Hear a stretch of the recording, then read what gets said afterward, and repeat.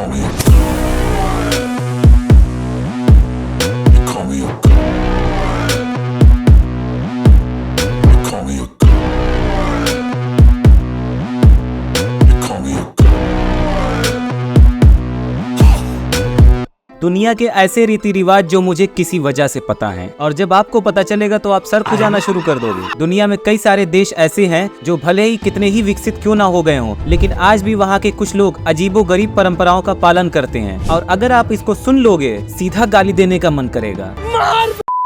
Number 1, अगर आप मिस्र में सफर कर रहे हैं और वहाँ खाना खाने के लिए किसी रेस्टोरेंट में जाते हैं तो आपको बेहद सावधान रहना होगा, क्योंकि अगर आपके खाने में नमक कम है और आपने किसी से नमक मांग लिया तो बवाल रखा है। दरअसल वहाँ नमक मांगना अपमान माना जाता है, और यह रिवाज मिस्र में बहुत लंबे टाइम से चला आ रहा है। इसलिए वहाँ रहने वाले लोग कभी भी एक दूसरे से नमक कम होने पर भी नमक नहीं मांगते, बल्कि अपनी जेब में थोड़ा सा नमक लेकर घर से निकलते हैं। अब बताओ, गाली देने वाली बात है कि नहीं? नंबर 2, कंबोडिया में जब लड़कियां बड़ी हो जाती हैं तो उनके बाप खुद उनके लिए अलग से एक खूबसूरत और आरामदायक झोपड़ी तैयार करवाते हैं। इस झोपड़ी को वहाँ के लोग लव हट कहते हैं। अगर किसी को भी खबर लगती है कि किसी के पापा ने लव हट का निर्माण कराया है तो वो समझ जाते हैं कि उनकी बेटी जवान हो गई है। इस लव हट में रहने के बाद लड़की को अपनी मनपसंद के लड़के को लाइफ पार्टनर चुनने की आजादी मिल जाती है। दरअसल इसको बाप नहीं दलाल कहते हैं। अब मनपसंद का ही मामला है तो लड़की से पूछ लो कि बेटा तुम्हें कोई लड़का पसंद है और फिर शादी करवा दो। ये कौन सा मामला है कि प्राइवेट हट बना के दे दिया कि लड़की अपनी पसंद से चुने।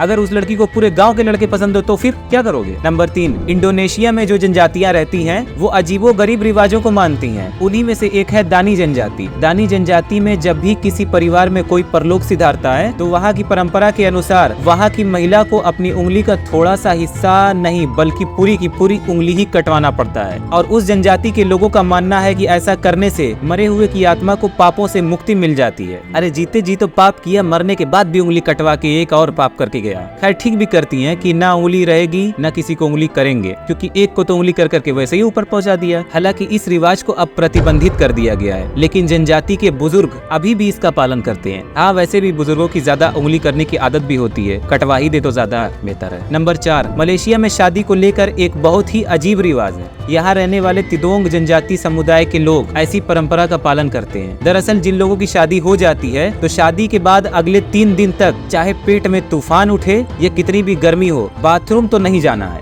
क्योंकि ये लोग बाथरूम को अच्छी जगह नहीं मानते। इसलिए ऐसा करते हैं कि सुख शांति और प्रेम बना रहे। नंबर 5, हम सभी लोगों के घर पे अगर किसी की डेथ हो जाती है तो उसे दफना दिया जाता है, और फिर ये कभी भी नहीं सोचते कि दफन की गई लाश को हम वापस निकालें, लेकिन कुछ लोग ऐसा करते हैं। बिल्कुल सही सुन रहे हो। डेली स्टार की रिपोर्ट के मुताबिक इंडोनेशिया में सुलावेसी नाम के आइलैंड पे ये परंपरा चली आ रही है। यहाँ रहने वाले टोराजन लोग अपनी परिवार के वो लोग जिनकी मौत हो चुकी है उन्हें वो मरा हुआ नहीं मानते। वो उनकी डेड बॉडी को हफ्तों, महीनों और कई बार तो सालों तक मम्मी बना कर रखते हैं। दिलचस्प बात यह है कि वो उन्हें किसी बीमार शख्स की तरह ट्रीट करते हैं। टोराजन लोग मरे हुए लोगों को बीमार और सो रहे इंसान की तरह मानते हैं। वो उन्हें वक्त पर खाना देते हैं, नए नए कपड़े पहनाते हैं और उनका पूरा ध्यान रखते हैं। नेशनल जियोग्राफिक की रिपोर्ट के मुताबिक लोग डेड बॉडी को अपनी आर्थिक स्थिति के मुताबिक घर पर रखते हैं। गरीब लोग जहाँ जल्दी अंतिम संस्कार कर देते हैं, वहीं अमीर लोग उन्हें कई सालों तक घर पे मम्मी बनाकर रखते हैं। इन्हें आखिरी विदा देने का तरीका भी काफी अलग है। जिस तरह हिंदू धर्म में यमराज की सवारी भैंसे को माना जाता है, उसी तरह टोराजन लोग भी भैंस को दूसरे लोग का वाहन मानते हैं। और यही वजह है कि इनके बड़े बुजुर्ग कहते हैं कि